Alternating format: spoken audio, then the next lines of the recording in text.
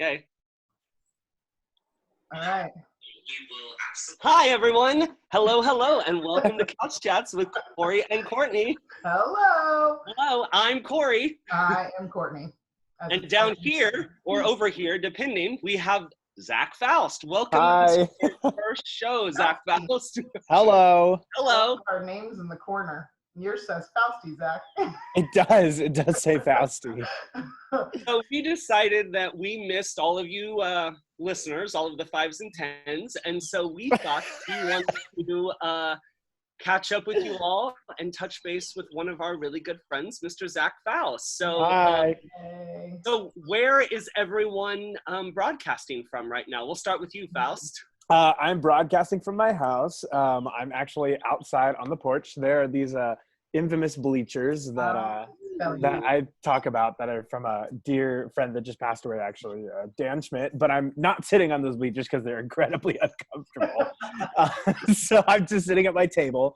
I can actually hear my cat from inside the house. So I'm like really. Name? What? What's your cat's name? His name is Wallace. His name, Wally for short. He is the neediest thing I've ever met, though. It's my roommate's cat, technically.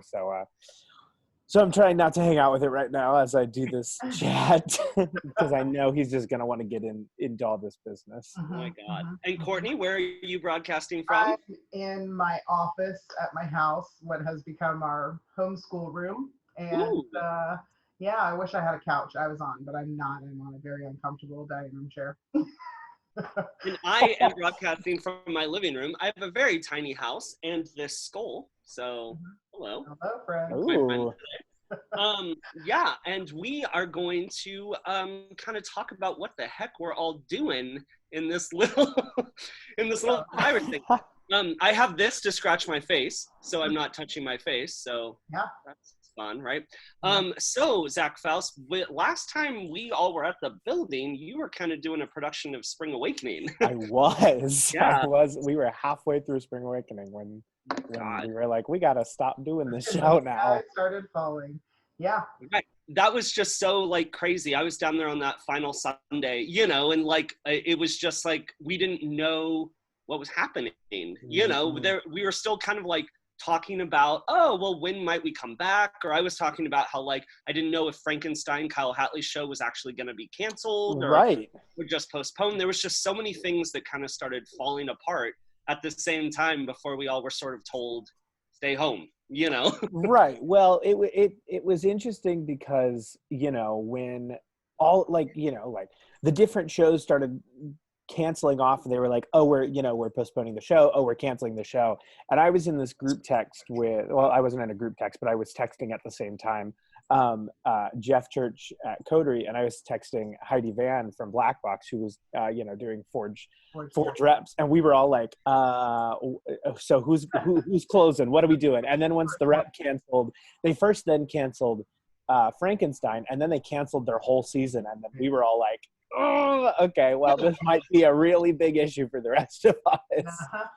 So many theaters sort of at the same time, while we had you downstairs in the Black Box, the brand new Black Box that you helped us found, which I can't wait to get you back in and some other shows. We also had the Barn Players production of If Then upstairs rehearsing, and I think they were supposed to open this week. Yep. Today. Yeah. It was supposed to open today. Event, I was like, oh, look at that thing that's not happening. So like that sort of happens, very quickly around the asylum. And when you have like 35,000 square feet and, 26 artists and 3 producing partners sort of all in a building together, all of a sudden you're like, I have to do what's best for this and kind of just stop. And that was kind of, you kind of feel like, are you premature? Or you kind of feel like, am I doing this too quickly? And then all of a sudden you realized we're probably behind, the whole city, not just like the arts asylum, but the entire city was just like, well, oops. Right. Well, and they kept releasing those like, ordinances under like, no more than 1,000. Okay. No more than 250. And once it was hitting the 250, box in our show only sat 80 people. So we were like, oh, we're well under the, the 250. And then once they started getting to 50, we were like, ooh, like this could be a problem because, we had been selling 75 seats. Like, I mean, we were pretty sold out for the first couple of shows that we were doing. And then we were like, well, we could just limit the number of seats that we have because we also have all the actors, the band, the tech, and then they got to the 10 and we were like, oh, this is a problem. Not gonna work. Yeah. Well, how big was your cast? Because oh god, I think it was a cast of 15 people. I think it was 15. Because we were talking about that, we definitely wanted to see if we could get one more performance in or something, and then we were like, your cast is bigger than like what the number is. Right. People there. Right. Well, we had 15, and then we had 3 people on the band because we had piano, acoustic guitar, and we had the cajon and a couple other trick instruments that the percussion player played. And then we had, I think, 4 tech people running around. So, that's combined, I think, like, 21, 23, something like that. And it's like, okay, so then we really could only sell 30 seats at best. That's really pushing it. And then, so yeah, it was a sad time for all of us when we were like, well, we have to shut this show down. Yeah. Have you had a lot of people like reach out to you and ask what sort of the future of your theater shows are yet, or has everyone just sort of gone into like hiding because no one knows really what's happening next? I think we've all gone into hiding. I mean, the weird thing about Spring Awakening is I didn't, and I think I don't love the show when I started doing it. And it's probably the one that like I've gotten, Heather's was the really big one, but I think this is the one that I've gotten the most feedback from in terms of like people reaching out to me and that like I have no idea who they are, or that reach out and they talk about the show and that's been really nice. And then having some, it's been weird. And then on top of that, it's the first cast that I think I've had where like the show shut down, but everybody's still like wanting to come back and like do the show. Yeah. Like I'll get videos and messages from people that are like, oh, I'm still doing the choreography in my living room, or or you'll see Instagram posts from people being like, oh, I'm sad that I can't do the second week of the show, and I'm like, I didn't know that it was this popular with you guys, but I'm not mad by this. You also did a really impactful show, though. I mean, I've seen it. I saw it on Broadway 2, if not 3 times. I've definitely seen the Coteries version. I saw the Barn Players version, and now I've seen your version. And so, like, they all are different and interesting. But you checked in with something in that show that a lot of the others didn't. And I don't know if that's just because of the intimacy of like the black box or the way that you did it, but your cast and your creative ideas they're pretty good. So, and I don't say that too often. I loved that cast. I mean, that was one of the most energetic, and I think maybe because they were all just like, we had children in that show. I mean, the youngest person in our cast, I think, was Josephine Pello, and she was 15 years old. Yeah. And so, and that's who the show's about. And, and we had to make sure that we cast 18 plus to play Vendela and Melchior because, they get, the very first image that you saw in the show was a topless Vendela. So, we were not wanting to blur those lines and go, sure, yeah, children should be doing these roles. But and I also think what was really interesting about that is I've seen it a lot of times in sort of the 2 parentals or whatever, were sort of just I never really cared or got it, but the way that Martin and Leah did that was so good, and the way that you represented those relationships with those kids was just I thought you did something really smart. Thank you. I told it, I think it was the very first day of rehearsal, I'm like, this show is a really strange episode of Glee, which is my favorite show. But you're the only one. No. I'm literally the only person that cares about that show. No, but it was one of those things that's Martin and Leah came in with these very over-the-top versions of these characters, which I was absolutely, because they're always taken seriously in a lot of the different productions that I've seen. And they're always taken, they're funny, but they're not heightened.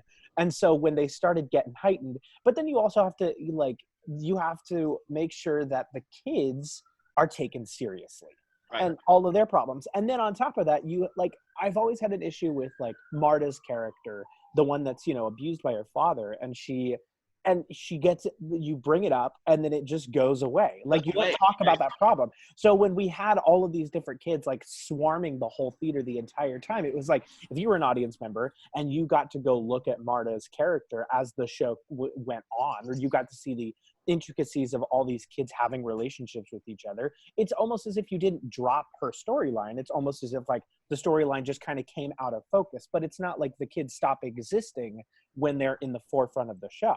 Right. So, and that's kind of how, unfortunately, how Glee sort of did their show was, if the characters weren't on camera, their storylines just didn't exist. And I was like, that's kind of how Spring Awakening is written, script, and that's something that I've always had an issue with the show itself. So I was like, okay, well, how is one way that I can kind of make sure that all these kids' storylines matter, and then also not, throw them away whenever we're done with a fun song.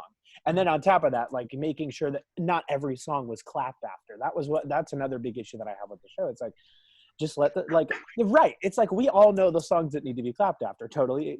F is a great song to get, to clap after. Dark I Know Well, great song to clap after. I don't want to clap after, Word of Your Body. I don't want to clap after All That's Known. I don't want to clap after all of these numbers. Like, it drags the show and the pacing, and it's like, just speed it up. Like, these kids it keeps it like youthful almost, and and helps represent your kids, that you're just kind of moving. You sort of had them all playing games in the beginning and doing all that. So you set up that these kids were just kids, and sometimes they lose focus, and it's like a documentary crew just dropped in on one day of these kids. Like, it's like they randomly walked into this forest and these kids just happen to be doing whatever, and you only get a sliver. Like, it's like a slice of life kind of show. It's an impact. Like, these kids have very impactful things, but there are lines in the show, like, you get to the death of Moritz and you're like, oh, this is a really sad thing. But you also have to realize how often did this happen to these kids. I mean, like, this could be like a weekly occurrence. Oh, another kid jumped off the bridge, unfortunately. And it's like, those are just some of the things. Like, the show is written and it doesn't take into account. I think it wants you to make, and like, it wants you to hold weight to these things, but to some of these characters, it could continually happen. To Melchior, it holds weight. As the audience, you're going through Melchior's journey. But to some of these other kids, it's like, oh, well, this wasn't really my friend. I don't know him that well. I'm at a funeral because there's only 15 of us in the town, but So those, like, and it was up to, like, the actors took on those roles. It did not matter who they were in the show. Like, you could be Melchior, you could be Wendla, or you could be the ensemble girl that we name, that's Mariana Whelan, played by the wonderful Bridget Cassad, who took the role and was like, it was almost like it was the most important thing in her world when she stepped onto that stage. And that's and everybody did that. There was no one that faltered from thinking that they were better or bigger than another person. It was like everybody. Because the issues that you guys were talking about were not bigger or, it was literally every person had their own variables that they were trying to overcome inside of that story. Right. And it, like, Hanschen and Ernst, I've always seen played as the butt of the joke, because unfortunately in 2005, we thought being gay was really funny. Mm-hmm. But, in our production with Sheridan Merida, Randy Jackson, they took it with like, oh, they're funny because they are these quirky characters, because they are, they exist just as these, frightened little, men, but they're because they're gay is not the reason that they're funny. Like, they're not completely understanding what these relationships are. And honestly, I don't, some of them even come to the mindset, they're like, I don't even know if we live in a town that, they have a lot of preconceived notions about this stuff, because they don't talk about it. They're just two men that have feelings for each other, or they're figuring out pleasure with each other. And so they don't take that funny. And, that's just, unfortunately, it was like, why do we take the weight of Wendla and Melchior's relationship so seriously, but we don't with these two characters? Right. And we should never be taking their, Melchior and Wendla's relationship anything but seriously, because of how unfortunate it is. But with these two characters, it's like, yes, they're, they're fun and they're cute. They're exploring themselves, but that is such an impactful time in children's lives. And on top of that, showing then Josephine Pello and Emma Matheson's little relationship that kind of weaves in and out of theirs, even though they don't have any spoken dialogue on the side. And it was nice to have that representation too. Yeah. Yeah. So yeah, we just took them seriously. Yeah. So Courtney, what the hell have you been doing this week? Yeah. Oh, well, first of all, just right this moment, I realized that the little yellow line around our faces is for who's talking, which is, sorry, I've been on Zoom all week and just occurred to me that was the story. I have been learning how to be an elementary school teacher. In a very interesting time. There is literally not a job on the planet that I'm less qualified for than elementary math teacher. So I can't even wrap my brain around what Common Core is. So my kids are not really learning that. Right before we started this, I was like, I had to teach Isabel to carry the one, and hopefully that will be fine. And Phil said, I don't remember the last time someone said, carried the one. Right. That's just so funny. Yeah. So we, I've been reading a lot of. There's a lot of pressure to be this fantastic homeschool teacher, and that's not, though education and specifically arts education is something that I do. I have not really had to go into the realm of but what will get you appropriate score on map testing? Thank goodness that we've gotten rid of the map testing for this year. And that is not going to be a factor. But it's different. I have a lot of friends who homeschool regularly outside of pandemic times. And they're like, you have to remember that this isn't homeschooling either. What you're doing is not what we do either. And so you got to give yourself some time to kind of deal with the fact that we're in crisis schooling as opposed to homeschooling. And that has helped me. We've found some really cool programs to use. Some that I am enjoying a great deal, like the Imagineering in a Box. Corey, you should totally do that. It's really fun. And other ways to teach things that are not worksheets, because I'm not doing well with those. But beyond that, we're just trying to keep our heads up and everybody inside. Thank goodness it's been nice for the last couple of days, so we can get going on those walks for sure, as much as I can. Mm-hmm. Yep. So I was this is something that I haven't asked you yet about Faust, but I was talking to Courtney about it. So in the normalcy of trying to maintain some sort of rhythm in life, do we get weekends now? Is it I work, Monday through Friday, like a normal person, but I kind of feel every day has a little bit of weekend to it now. So I was kind of talking to my husband last night and being do I take Saturday off? Do I not do anything? Do I just be on Saturday, or am I now somehow obligated every day to try to maintain some sort of status quo that I can't put my guard down and then all of a sudden just turn into a couch potato? So what are your thoughts on that, guys? Do we take a day and try to have normalcy, or do we push through, if you will? The thing is I don't know. Right. Most of my days right now have unfortunately just been couch potatoing. So I've just been taking my days off. Thankfully I work for the Paris brothers, and they're a government essential distributor. So I could go back to work whenever I needed to, which is, it's nice to have that security. But after Spring Awakening, and honestly, I was sad after it. So I was like, I'm just going to take a week off. I've already spent way too much time. So I'm going to take a week off. So most of my week has just been couch potatoing. I've unfortunately had a lot of insomnia. That, I think I'm maybe on 28 hours of just not sleeping, and I don't really know what it is. I'm perfectly fine right now. I'll say that in 5 hours and I'll hit a wall. Right. But, well, do you think that that's because we don't have a routine? Our bodies are not I wake up at 10 o'clock tomorrow, it doesn't affect anything. Like I Right. can stay up as late as I want. I can sleep as late as I want. And I think that just sets my body, because I'm not an insomniac, and yet I'm starting to develop that. And Right. that's crazy. Well, and I think, I think weekends are so much of a luxury. Saturdays and Sundays were so much of a luxury whenever I was working or whenever I was like, sitting down to like do my stuff. And now if I'm able to set a routine of like, okay, I'm only going to work, 4 hours, 3 hours, but I can space those out anytime during the day. Like if I want to do 2 or 3 hours in the morning and then 2 or 3 hours, in the afternoon, and maybe like 3 hours at night.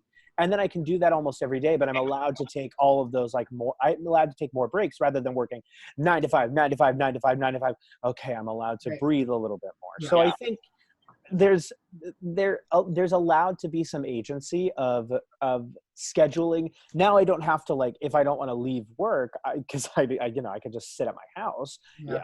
I'm not rushed to do everything and finish at 5 o'clock. Like I can come back, like I can do things at 9 at night, Exactly. or I can do things right at midnight because I'm typically a night owl anyway. So it's nice to be able to have that freedom, but unfortunately with that freedom, I've taken the liberties of going, I'm not going to deal with that right now. So I'm going to sit on my couch. I've watched 2 seasons of Scrubs in 3 days. Yeah. Well, I mean, that's important. I mean, I think that the thing that it's kind of proven, and this goes for school and I think work days, is that when you are isolated and able to do what you need to do, you can do it a lot faster. There's no one interrupting you. There's nobody, I mean, like when I can teach Isabel, I'm I finish in an hour and a half what would take 3 hours, because there's not 44 other kids vying for my attention. It's just me and her. And so we can sit down and have that time. And so it's kind of allowing yourself to. What are you doing, Zach Faust? I'm fixing my contact. I didn't think anybody could see me because I wasn't talking. But I forgot you guys could see me on the top little screen. Everyone. Sorry, Courtney. You don't have the urgency to fill a day that is 9 to 5.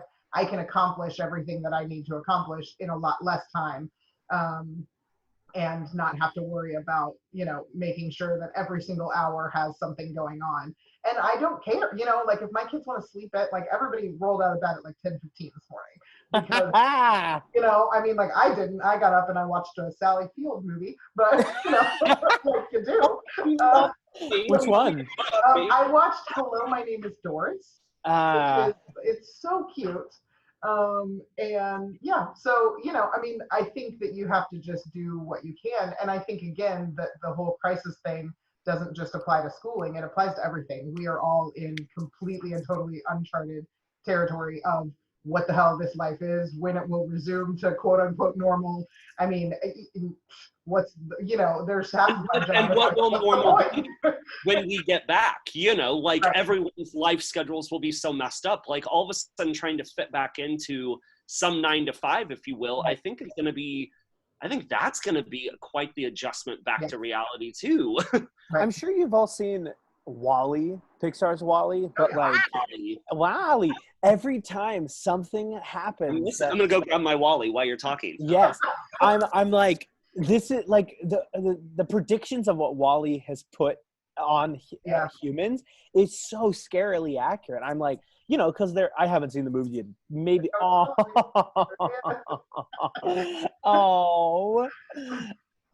hello, WALL-E. I should go get no, I'm not going to get my cat. But they isolate the humans and they've all gotten bigger. Like they don't really have any sort of complications up in the spaceship other than that they're overweight. They use, the rovers and they're not very healthy, but it's just so interesting how prediction is. Yeah, they predicted that. Totally. Yeah. And you see it and you're like, well, I guess, I can make fun of the idea that this is all happening, but unfortunately it's a reality. And what if we're actually all on that spaceship that we don't know it, because Earth is really just that spaceship, and this has already happened, but that might just be late night thoughts, if you know what I mean. I'm running on 27 hours. I've been there with you. So yeah, I'm kind of, I'm an optimist. I can't help it. Like I just keep trying to be like, what's this new reality gonna show us, and what new and amazing things are gonna come out of it. But I am someone who like has a calendar full 24/7, and for someone like me to not have, well, to have free time and nothing to fill it with is a really weird feeling. And I think I'm doing okay on that, like we're on day 2. I know, but I'm on like week 1, because like we moved our office of the asylum home about a week ago, and it's just so weird because my husband is still out there like doing, God's work, if you will. He works in a grocery store. So, and bless them, So it is really strange. Did all of our things just get upgraded? Did you all get that? We got a little like, hey, your meeting is going over 40 minutes. So, but there's only 3 of us. I don't really know the rules to Zoom yet because I'm a Google Hangouts person, but we tried to do the Hangouts recording yesterday and that did not work. So Zoom, if you're listening to this recording, thank you. We'll try and keep it down under 40 minutes. Who knows? Yes. So, what is the one thing that you both have found in your house that you didn't know you still had during this, like, quarantine? Is there just that thing that you found that you're like, oh my God, I thought I lost that? Identity is not the answer you're looking for. I found a book that said, read to me, Grandma, that my grandma used to read to me. And so I was like, I didn't know I still had this thing. So that was fun.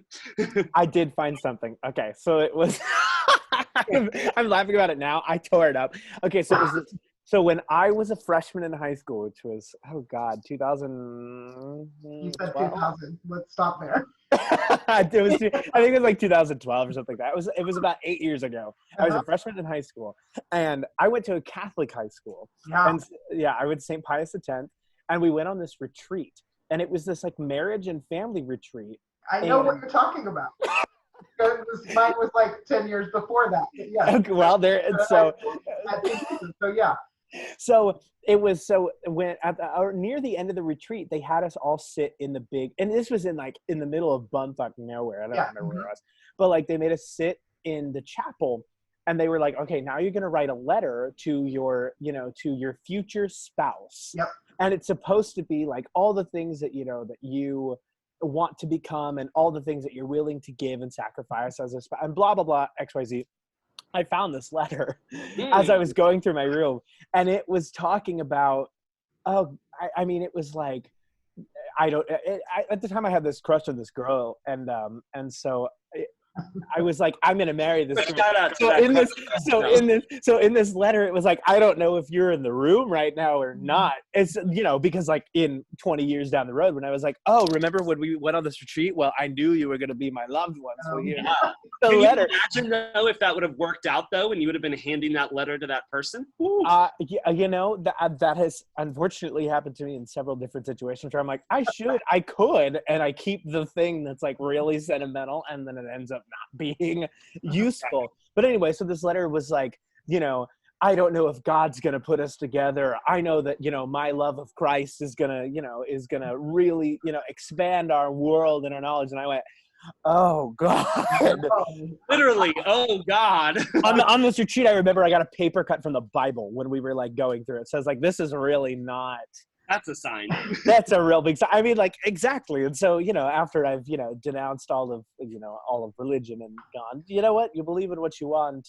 I'm going to start a theater company with a logo that's the devil. And my last name is going to be a man that sold his soul to the devil himself. It was just bound to happen. It makes perfect sense to me. Unfortunately, I don't know. Did you write that same letter, Courtney? I do recall that letter. I do not have it anymore, but I remember that at that same place, I don't know if it was same retreat or not that you also got letters from your parents? Yes, Yes, yes, okay, it so was. I have the one from my dad that I found at my bedside table, which is hilarious, but also on a completely different note, but also weirdly Catholic. Have you guys seen the Instagram video or whatever the hell it is? I saw it on Instagram of the priest in Italy that is trying to deliver like this sermon. So he's fidgeting with fixing his camera so that he can do it, and he accidentally puts a filter so he does the whole service in like a robot helmet. I'm gonna send it to you when we get off. It's really quite like that is the laugh that I needed right now out of the Vatican City, which who could possibly have predicted that we would say these words? I needed that laugh out of Vatican City. Who could have predicted we were going to be in this situation? So anything's possible. Pope actually like cancels Easter. You're just like, what was that meme? God, or sorry, this year you just stay dead. Yeah. You stay longer. Take a nap. It's fine. Speaking of documentaries, is anyone watching Tiger King? I have not. I didn't watch it because I was like, you know what? I am too tired to watch this, but I'm going to research because everybody's talking about it. So I did my Wikipedia research on the subject. Yeah, I don't really know other than Tigers what this is about. I have done a lot of catching up on the Schitt's Creek and rewatching New Girl, which is fantastic. I wish I could get into Schitt's Creek. I'm really sad that I can't. That is sacrilegious. Pretty sad for you too, though. I know. Well, like there are things that I think are hilarious on it, but I like, and maybe it's just because I love Arrested Development too much, and I love the zippiness of that show. That Schitt's Creek is almost like a slower version of that show to me.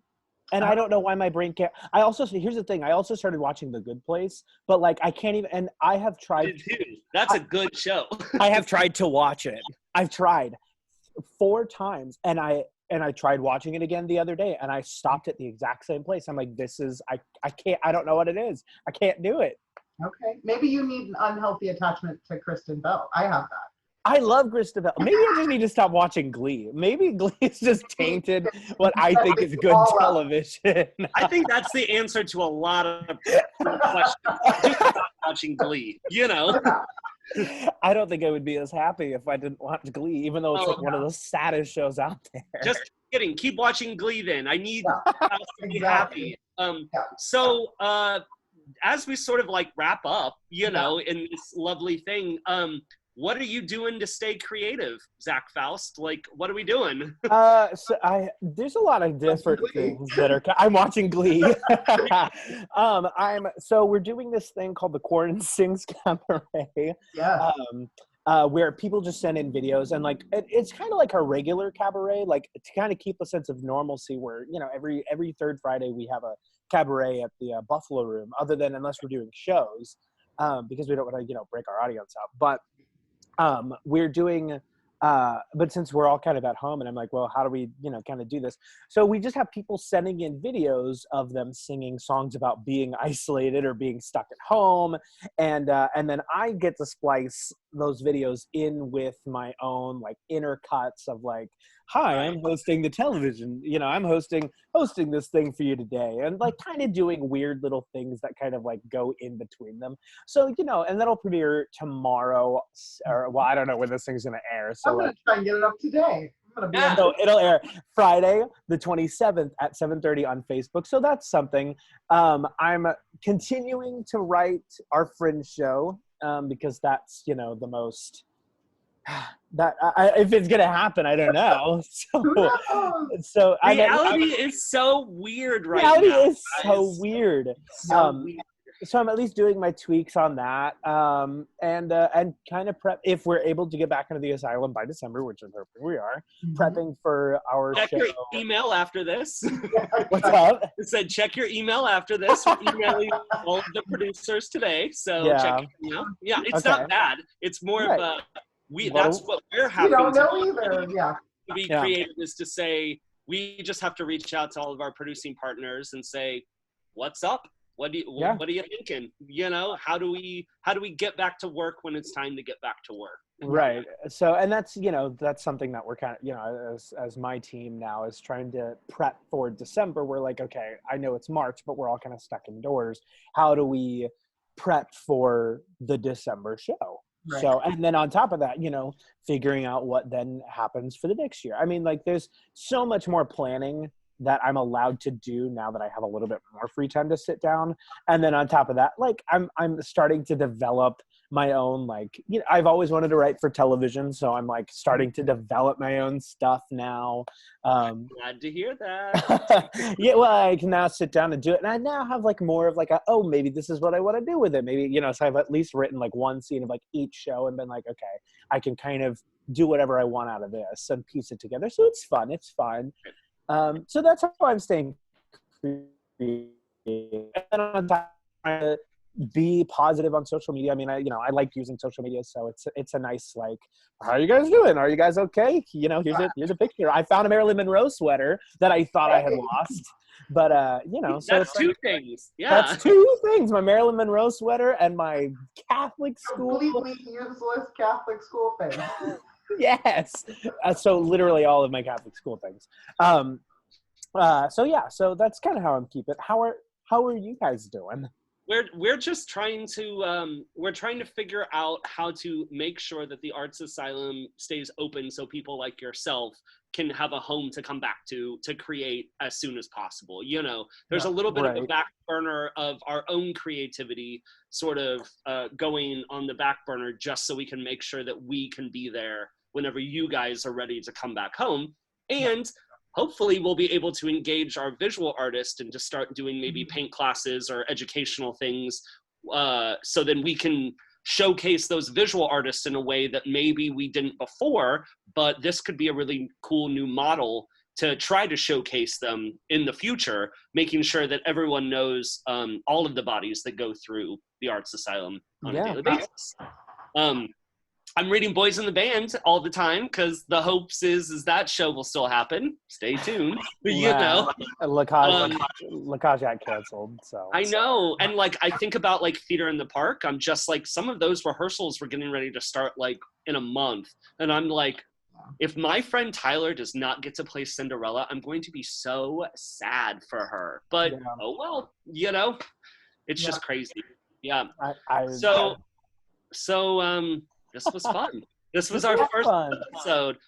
Something that we're really kind of hoping through this, you know, because again, like I said, I'm trying to find the positive, is that we're going to be able to maybe interview people that maybe couldn't come down and be on Kouch Chats before. Like perhaps that didn't live in Kansas City or always had a day job that they could never come down and record during the day. So we're really kind of excited to see what new Kouch Chats guests sort of come out of this new variable. Well, and we will be on during the day, but we've also got a whole bunch of people like your cabaret, your virtual cabaret, but there's a whole bunch of people doing other things like I think Kicking It with Katie G's on Monday nights. I probably should have done a lot more research, but I look for Katie G doing things. Justin Carter Van Pelt and Alex Carter Van Pelt doing things, which has been amazing. I tuned in to the Birdcage. Hollis is doing those the phone calls on Spotify. Those are fun. Fantastic. That's a podcast, right? They're not. They're not video. Okay. Right. I know that Decadence is doing Tea Time, Daisy Bouquet, Little Sister. As if I can keep on top of all of her story times, we've got most things in the works for that. Right. There's all kinds of ways. It's interesting because I somehow, even though we don't see each other physically, feel more connected to everybody because everybody is so desperate to get content out there and interact. I will say that I almost broke social distancing yesterday when Katie G ran by my house because she lives not too far, and I was like, you know, yesterday actually we kind of did break a little social distancing. Not, you know, we were 6 feet apart, but Mandy and Phil Newman have been doing their so they you know, they have now their tree hugger truck. Yes. And so they, you know, and they do deliveries. And so I saw yesterday, I was like, I want a Philly cheesesteak. So And then when I came home, or not came home, but like when I came around and my roommate Randy came downstairs, and he was like, we were cleaning the kitchen or something like that, and he was like, I want one too. So I like texted them, and Mandy was like, well, Phil just left, but I can make Philly cheesesteak for Randy. So she showed up first with Randy's Philly cheesesteak, and she brought her new dog Olive, which was the cutest thing in the world. So cute. Suck it. And then Phil came back around and delivered my Philly cheesesteak, because I don't like. I mean, mine. It was literally just like the jackfruit and the cheese, because I don't like. It's like texture's weird to me, so so like when like meat on a bun is fine, like it goes on the like it's with the grain, but like then it breaks it up if you're having like peppers or onions, and you're like, I don't want that in my mouth. So then he came around. I love Crazy so much. God, Crazy is so fun. I know, it's like those weird little OC details. It's why I don't like Jell-O. It's solely based upon the texture. So we're going to start our own podcast that's called OC Details. Like, that's fantastic. I just came up with that on the spot. Right. Nobody else can take that. That is copyright right now. Whatever. You heard it here first. You heard right here. OC Details about the things that just make us go, ooh. So good. Faces. All like, ooh. Yeah. That's fantastic. Like like trypophobia, like those holes, like the weird. Until very recently, and now I know way too much about it. I can't do it. The holes are weird. Holes are weird. Yeah.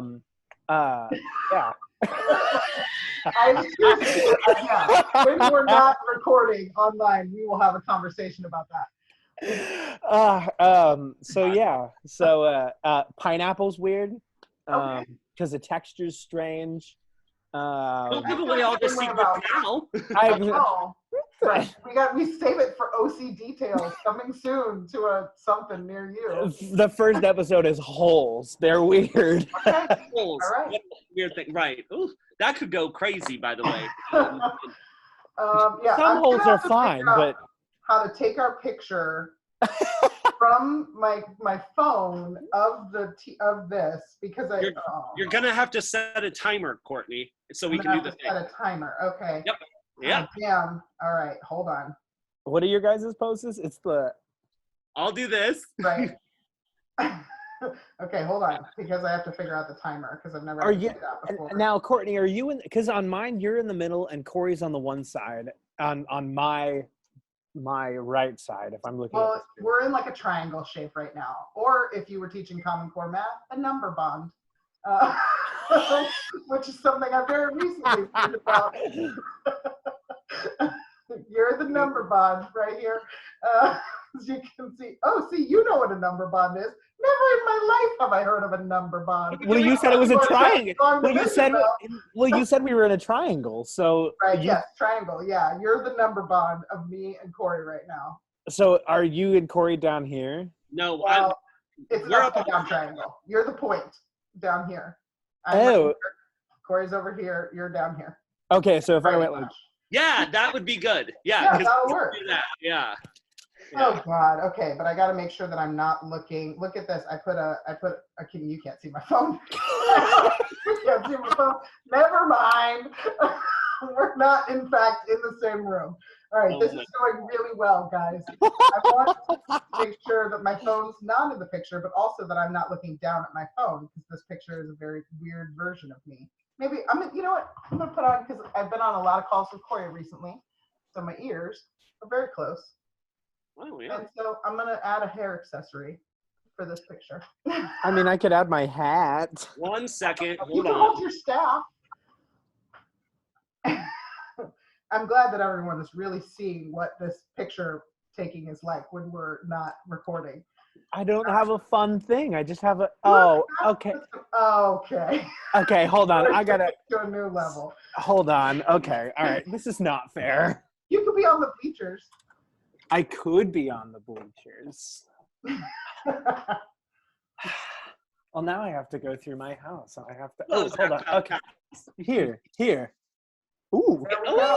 Ooh. Oh. Okay. A Dapper Dan right here. You Dapper Dan. This is one of the hats that we use in Gentleman's Guide. It is. There we go. Ooh. All right. Ooh, it's good, everybody. It's so good. snazzy. All right. Oh, now you both have glasses. I need glasses. No, I'm just Well, I mean, I can't get rid of mine. I'm blind. It's fucking bad without them.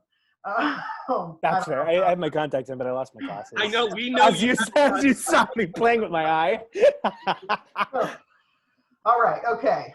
I'm only doing a 3-second hold, so we don't have to do this for long because people are then going to see. They're going to hear. They are going to hear the smile. They're going to see the Just thing. do it.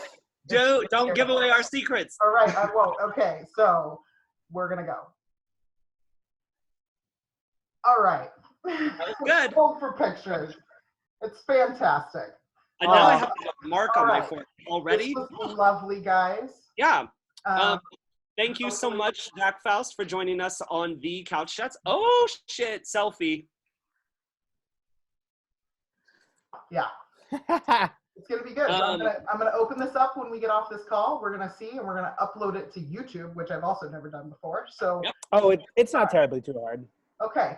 All right. I have a lot of web videos on YouTube. And once we get this uploaded, then we will post it on social media to go check it out. Mm-hmm. So thank you all for joining this first Kouch Chats. Yeah. Thought they were safe before by not living here. We're coming for you. Yeah, so get ready. We'll be contacting some of you to be our guests coming up, and make sure to tune in to Zach Faust's Cabaret. And we will see you all next week, literally. Stay home. Stay home. Stay home. Goodbye. Bye.